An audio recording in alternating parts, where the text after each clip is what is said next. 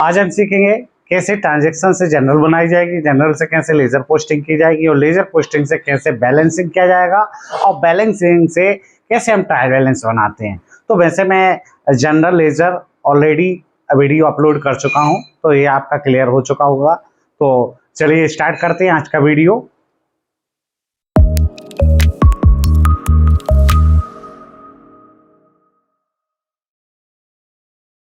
Transaction देख लेते हैं। मैंने यहाँ पर 4 ट्रांजैक्शन दे दी हैं। स्टार्ट है बिजनेस विद कैश, दूसरी है परचेस गुड्स, तीसरी है सोल्ड गुड्स टू एम और चौथी है रिसीव कैश फ्रॉम एम। यहाँ 10,000 है। तो यहाँ पर क्वेश्चन आपका इस टाइप का लिखा मिलेगा, journalise post them into ledger prepare trial balance. मतलब यहाँ हमें इस ट्रांजैक्शन से जनरल बनानी, जनरल के बाद लेजर बनानी, लेजर के बाद हमें क्या करना है, यहाँ पर हमें ट्रायल बैलेंस भी क्लियर करना। तो सबसे पहले हम जनरल कंप्लीट कर लेते हैं। फर्स्ट एंट्री है start is business with cash. Start is business with cash की एंट्री होती है cash account DR to capital. यहाँ पर मैं ये मान के चल रहा हूँ कि आप लोगों को जनरल कंप्लीट हो चुकी है, और जिसकी अगर नहीं हुई है तो डिस्क्रिप्शन में जाके जनरल के जो वीडियो अपलोड किए गए हैं वो क्लियर कर लें। Cash account 1 lakh DR।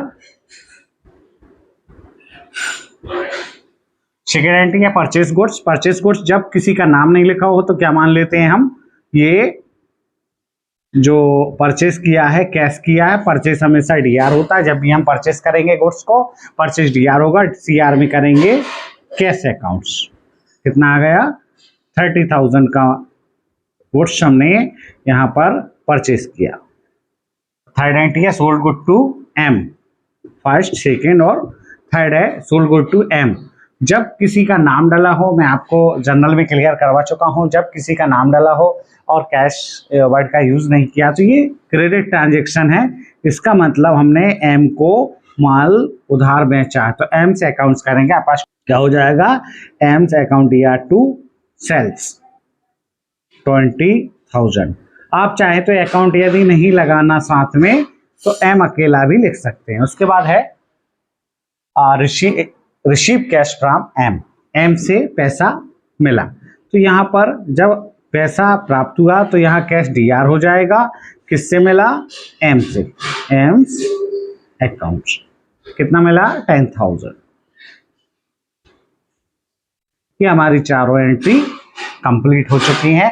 अब यहाँ पर हमें देखना है लेजर बनाते समय कौन कौन से लेजर अकाउंट ओपन होंगे, तो हम यहाँ क्लियर कर लेते हैं। सबसे पहले कैश, तो एक तो कैश अकाउंट ओपन होगा, उसके बाद में कैपिटल, दूसरा कैपिटल अकाउंट्स होगा। कैश यहाँ पर भी है, ये भी क्लियर हो जाएगा इसके साथ में, और ये भी हो जाएगा। उसके बाद यहाँ पर परचेस है, तो purchase accounts clear. Purchase account का बनेगा। उसके बाद कैश ऑलरेडी इसमें हो चुका था, M लिखा है तो यहाँ पर M का बनेगा।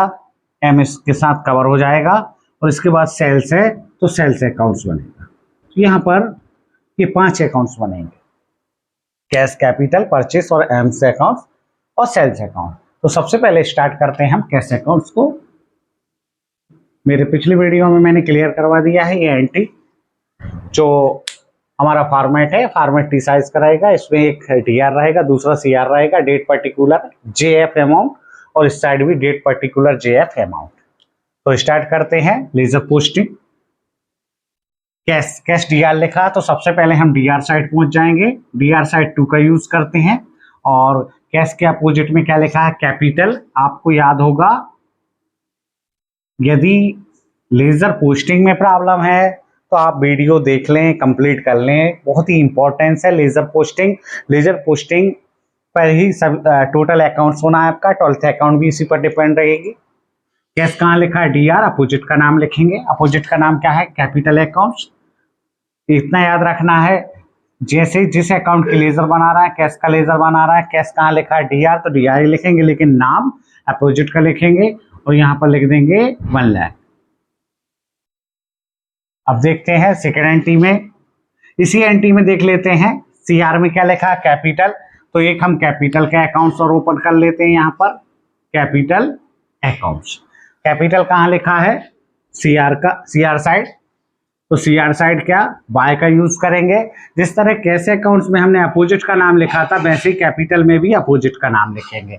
अपोजिट में क्या लिखा है, कैश अकाउंट्स। आप यहाँ पर देख रहे हैं कि कैपिटल कहाँ लिखा है, सीआर लिखा है, इसके अपोजिट में क्या लिखा है, कैश। तो हमें सीआर साइड लिखना है, लेकिन नाम अपोजिट का आएगा, कैश अकाउंट्स, और अमाउंट कौन सा आएगा, 1 लाख। अब देखते हैं दूसरी एंट्री में परचेज डीआर लिखा है, तो हम परचेज का अकाउंट यहाँ पर ओपन कर लेते हैं, purchase accounts. Purchase account open कर लिया।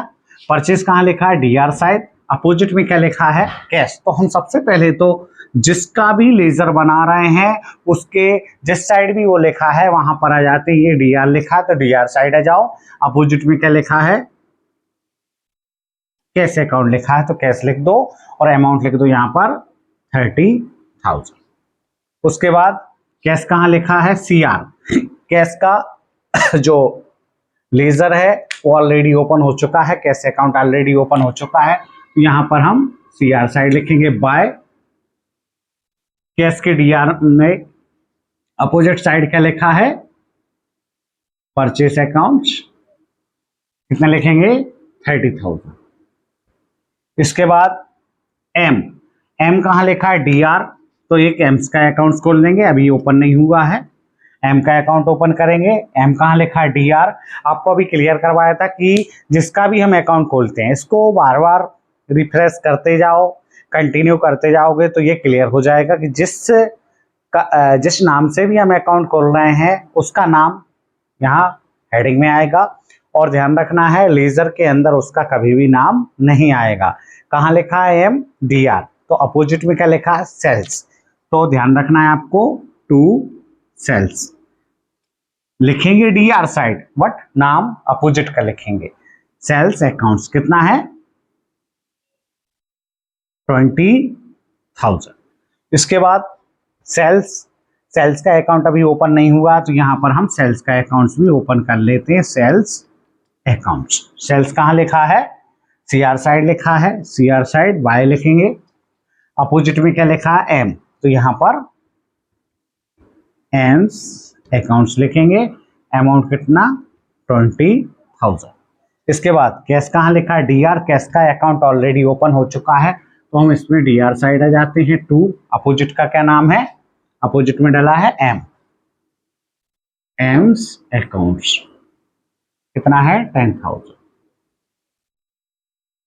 याद रखना आप कि डेट के कॉलम में मैंने कुछ नहीं लिखा है, आप लिख सकते हैं इसमें। डेट में यहाँ भी मैंने कुछ नहीं डाला था। डेट हमेशा जनरल में जो डेट है वही डेट डाली जाती है, मैंने यहाँ पर खाली छोड़ दी है। आप जो भी डेट डालें, जो भी जनरल में डेट डली है वो आप यहाँ पर डालते जाएंगे, ये मैंने यहाँ पर खाली छोड़ दी, ठीक है। तो इसके बाद क्या है, एम का क्लियर हो चुका है। एम कहाँ लिखा है, सीआर साइड लिखा है तो सीआर साइड लिखेंगे वाई। अपोजिट में किसका नाम है, कैश का, और अमाउंट कितना, 10,000। तो ये तो हो गई पोस्टें जो कि ऑलरेडी मैं आपको बता चुका हूँ अपने पिछले वीडियो में। आज मैं इसका बैलेंसिंग करना बताता हूँ। तो बैलेंसिंग करने के साथ में ही मैं आपको थोड़ा सा ट्रायल बैलेंस और क्लियर करवाता हूँ कि ट्रायल बैलेंस क्या होता है। ट्रायल बैलेंस स्टेटमेंट होता है, अकाउंट नहीं होता, ध्यान रखना। आपसे अगर क्वेश्चन किया जाए कि ट्रायल बैलेंस क्या है, तो ट्रायल बैलेंस एक स्टेटमेंट होता है। काय के लिए बनाया जाता है, तो ध्यान रखना है आपको, अर्थमेटिक टेस्ट के लिए, अर्थमेटिक टेस्ट के लिए बनाया जाता है। मतलब जो हम बैलेंसिंग करेंगे उसका अर्थमेटिक टेस्ट होता है, उसका ट्रायल होता है कि जो हमने बैलेंसिंग किया है वो सही है अथवा नहीं। याद रखना है आपको, बैलेंसिंग की पूरी प्रोसेस कंप्लीट कर लेना। प्रोसेस क्या है, डीआर सीआर, सबसे पहले तो हमें टोटल लगा लेना है डीआर और सीआर का। जिस साइड का टोटल ज़्यादा है वो टोटल हमें दोनों साइड लिख लेना है। उसके बाद में हमें देखना है कि एक्चुअली रफ कॉपी में देख लेना, एक्चुअली में डीआर का टोटल कितना था, 1,10,000, और सीआर का टोटल कितना था, 30,000। दोनों का अगर डिफरेंस निकालेंगे तो 110 में से 30 जब जाएंगे तो कितना बचेगा यहाँ पर, 80,000। 80,000 जो बचा, 80,000 क्या आ गया यहाँ पर, इसको लिखेंगे हम बैलेंस सीडी, बैलेंस सीडी में लिख देंगे 80,000। Carried down, CD means carried down, carried down means नीचे ले गए, अभी नीचे ले जाएंगे वो भी मैं आपको बताऊंगा यहाँ पर। अब देखते हैं हम कैपिटल का, कैपिटल का इस साइड है, कैपिटल का इस साइड का टोटल है 1 लाख और इस साइड 0 है, तो इसका मतलब इसी साइड ज्यादा है, तो यहाँ पर 1 लाख लिख देंगे। अब हम देखते हैं कि यहाँ पर CR साइड 1 लाख है और यहाँ पर कुछ नहीं है, तो इसका मतलब बैलेंस कितना आ जाएगा, तो बैलेंस कहाँ लिख देंगे, यहाँ पर टू बैलेंस CD और यहाँ लिख देंगे 1 लाख। इसके बाद हम देखते हैं परचेस का, परचेस का देखें हम, परचेस का DR साइड कितना है 30,000 और CR साइड 0 है, इसलिए 30,000 ज्यादा है, तो दोनों साइड हम 30,000 लिख देंगे। अब हम देखते हैं कि DR में 30,000 है और CR में 0 है, दोनों का डिफरेंस जब निकालेंगे तो कितना आएगा, बैलेंस CD। सभी में वही प्रोसेस कर लेते हैं यहाँ पर, तो यहाँ भी 30,000 आ जाएगा। उसके बाद फिर हम बैलेंस करते हैं किसका, M का DR में 20,000 है और CR में 10,000 है। प्रोसेस सेम रहेगी, जितने भी अकाउंट्स रहेंगे सभी में सेम रहेगी। सबसे पहले DR CR का टोटल ज्यादा किसका था, DR का ज्यादा है, इसलिए यहाँ पर टोटल जो ज्यादा है उसको हम दोनों साइड लिख देंगे। इसको थोड़ा सा ऊपर लिख देते हैं,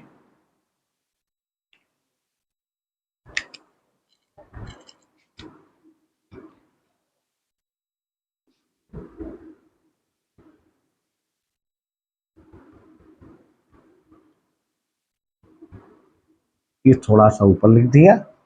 और 20 में से जब 10,000 को माइनस करेंगे तो बैलेंस कितना बचेगा, यहाँ पर 10,000, इसका बैलेंस बचा 10,000, ये हो जाएगा 20,000, ये दोनों साइड का टोटल हो गया। अब हम देखते हैं सेल्स अकाउंट, सेल्स अकाउंट में इस साइड का टोटल कितना है 20,000 और इस साइड का टोटल कुछ नहीं है तो 0, इसका मतलब 20,000 ज्यादा है, इसलिए मैंने दोनों साइड लिख दिया। अब हम बैलेंस निकालेंगे तो बैलेंस कहाँ आएगा, टू बैलेंस यहाँ पर CD, कैरेट डाउन कितना 20,000। अब कैरेट डाउन का मतलब क्या होता है, सबसे पहले तो आपको ये बता दूं कि इस बैलेंस को हम किस नाम से जानेंगे। लिखा तो सबसे पहले मैंने यहाँ पर लिख दिया कैश अकाउंट्स, चलो कैश अकेला लिख देता हूँ, यहाँ कैश लिख दिया। उसके बाद कैपिटल है तो यहाँ मैंने लिख दिया कैपिटल। इसके बाद परचेस है तो मैंने क्या लिख दिया, परचेस। यहाँ पर M है तो मैंने M लिख दिया, यहाँ पर सेल्स है तो मैंने सेल्स लिख दिया। ये अकाउंट के नाम मैंने यहाँ पर लिख दिए हैं। अब हमें इसको DR में लिखना है या CR में लिखना है, इसके लिए हमें क्या करना पड़ेगा कि सबसे पहले हमें ये देखना पड़ेगा कि बैलेंस कौन सी साइड है। तो आप क्लियर कर लो, जैसे DR CR एग्जाम्पल के लिए यहाँ 2 साइड होती हैं, DR और CR। यहाँ पर देख रहे हैं लेजर जनरल कुछ भी बना रहा है, 2 साइड आपको मिल रहा है, एक DR मिल रहा है, एक CR मिल रहा है। आप ध्यान रखना, जनरल से ही कनेक्ट किया है लेजर और लेजर से ही कनेक्ट किया है ट्रायल बैलेंस। तो पहले जनरल से लेजर, लेजर के बाद ट्रायल बैलेंस। तो तीनों में आप देख रहे हैं DR CR मिल रहा था, तो हम इसको DR या CR किस नाम से जानेंगे, इसको क्लियर हम कर लेते हैं। तो 10,000 मैंने कहाँ लिखे DR में और 2,000 कहाँ लिख दिए CR में। यहाँ पर 2 साइड आपको दिख रहा है, एक DR एक CR। तो DR में 10,000 थे और CR में कितने होगा 2,000। जब मुझे दोनों का टोटल करना है, अगर मुझे टोटल क्लियर करना, तो आप देख रहे हैं ज्यादा टोटल कौन सी साइड पर है, DR साइड। तो इतना ही टोटल मुझे बैलेंस करने के लिए यहाँ पर रखना पड़ेगा। बैलेंसिंग मीन्स आप जानते हैं, जो बैलेंसिंग करते हैं मतलब दोनों साइड बराबर हो जाए। तो यहाँ पर मैंने दोनों साइड बराबर कर दिए, जबकि यहाँ पर हम देख रहे हैं कि बराबर नहीं थे, तो यहाँ हमें क्या करना पड़ेगा, यहाँ पर हमें 8,000 बढ़ाने पड़ेंगे, लिखने पड़ेंगे। इसी को हम क्या कहते हैं, बैलेंस, इसी को बोलते हैं बैलेंस। अब ये हमें देखना है कि एक्चुअली में जो 8,000 है ये पैसा कहाँ का था, ये DR का पैसा था, DR का पैसा था। DR साइड ज्यादा थे, 2,000 CR हुए, लेकिन पैसा तो जो बचा है 8,000 वो किसका बचा है, DR का बचा है। तो इस बैलेंस का नाम होगा डीआर बैलेंस। तो आपको याद रखना है, बैलेंसिंग करते समय डीआर और सीआर में जिस साइड का टोटल ज्यादा होता है बैलेंस का नाम उसी के नाम से जाना जाता है। रीजन उसका क्या होता है आप सामने देख रहे हैं, डीआर और सीआर, डीआर और सीआर। 10 था कहाँ डीआर में और 2 था कहाँ सीआर में। अब अगर 2 सीआर में है तो 8000 हम कौन सी साइड के लिख रहे हैं, जो डीआर का ही बचा लिख रहा है यहाँ पर। मतलब डीआर का 10 में से 2 माइनस करने के बाद जो बचे हैं, तो ये 8000 कहाँ के बचे हैं, ये डीआर के बचे हैं, इसलिए इसका नाम क्या रहता है, डीआर रहेगा। याद रखना कि जिस साइड का टोटल ज्यादा होता है उसका वही नाम लिखते हैं, या फिर इसको बाद में यहाँ पर ट्रांसफर किया जाता है, उसको उसी नाम से जाना जाता है। तो अभी ट्रांसफर करना और बता देता हूं मैं। जैसे मान लो 8000 कहाँ आए, सीआर में हमने बैलेंस किया। नेक्स्ट ईयर या नेक्स्ट मंथ जब भी हम करेंगे इसके क्लोजिंग अकाउंट के बाद में, जैसे ही नेक्स्ट ईयर आएगा तो उसके फर्स्ट डे में हम इसको क्या करेंगे, ट्रांसफर करेंगे। तो इसको ट्रांसफर कहाँ करेंगे, सीआर को करेंगे बैलेंसिंग बीडी ब्रेक डाउन के नाम से और डीआर में डाल देंगे। डीआर को कहाँ डालेंगे, डीआर, तो इसका नाम क्या चलेगा, डीआर बैलेंस। और यहाँ बैलेंस सीडी यहाँ था तो इसका ट्रांसफर कहाँ होगा, टू बैलेंस बीडी सीआर में। मतलब जो बैलेंस यहाँ पर आता है ना, ये बैलेंस जो यहाँ पर आया इसको ट्रांसफर करके नेक्स्ट ईयर के फर्स्ट डे में हम कहाँ लिखेंगे, डीआर साइड, इसको बाद में ट्रांसफर कर देते हैं। तो इसमें आप देख रहे हैं कैश में ज्यादा कहाँ था, डीआर में ज्यादा था, और सीआर में क्या था, टोटल कम था। कितना था सीआर में, 30,000 था। जो 80,000 है वो किसके बचे थे, डीआर के बचे थे, इसलिए इसको किस नाम से जानेंगे हम, डीआर के नाम से। और नेक्स्ट ईयर में फर्स्ट डे में इसको हम डीआर में ट्रांसफर कर देंगे। तो याद रखना है, जो सीआर है उसको डीआर में ट्रांसफर, जो डीआर है उसको सीआर में ट्रांसफर। इसी तरह से हम यहाँ ट्रायल बैलेंस में देखते हैं कि ट्रायल बैलेंस में हम क्या करें। तो सबसे पहले हम क्या करेंगे, कैश को देखेंगे। तो कैश का जो बैलेंस है वो कितना था, 80,000। तो आप क्लियर हो चुका है, 80,000 कौन सी साइड का था, ये जिस साइड ज्यादा था या जिस साइड बाद में ट्रांसफर होके पहुंचा, दोनों में से कुछ भी याद रख लो। जिस साइड का ज्यादा होता है उसके नाम से जाना जाता है, या जिस साइड ट्रांसफर होके पहुंचता है बाद में बीडी, उस नाम से जाना जाता है। ये कौन सी साइड का था, ये था डीआर बैलेंस। तो हम कहेंगे कैश का जो बैलेंस है वो डीआर बैलेंस था। और कैपिटल कहाँ था, ये कहाँ पहुंचा है, सीआर में, तो ये किस नाम से रहेगा, सीआर के नाम से, 1 लाख। और उसके बाद परचेस कहाँ लिखा है, परचेस क्या था, ज्यादा था डीआर में 30,000, तो इसको किस नाम से जानेंगे, डीआर के नाम से। इसके बाद एम का कहाँ आया था, डीआर में ज्यादा था सीआर में कम था, तो बैलेंस किस नाम से जानेंगे हम, 10,000 डीआर के नाम से। क्लियर हो रहा है या नहीं, आप देखें डीआर में एम का कितना था 20,000 और सीआर में कितना था 10,000। ये हमने बाद में जो 10,000 लिखा है ये हमने बैलेंसिंग किया था। इस बैलेंस को नेक्स्ट ईयर में कहाँ ले जाएंगे, डीआर साइड। तो जिस साइड ज्यादा होता है उसके नाम से बैलेंस को जानते हैं हम। सेल्स कहाँ लिखा है, सेल्स का रहेगा सीआर 20,000। अब हम टोटल कर लेते हैं। ट्रायल बैलेंस में ध्यान रखना दोनों साइड का टोटल बराबर आ गया, यदि बराबर नहीं आया तो कहीं ना कहीं हमने अर्थमेटिक मिस्टेक कर दी है।